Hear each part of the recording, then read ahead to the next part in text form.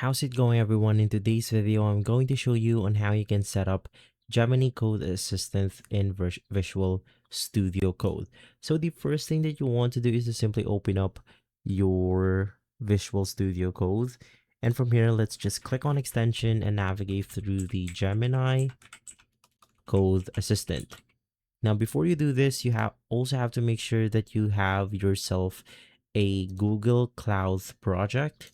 It's going to be totally free, so just create a Google account project, and from there you want to head back to the Gemini Code Assistant. Let's wait for this to install, and basically right after, it will then look something like this. So let's just click on the Gemini Code Assistant, click on sign in, and of course you will be prompted to log in your Google account. And basically from there, it will then look something like this. Authentication successful. So let's head back to our Visual Studio Code, and then we can simply proceed to use it.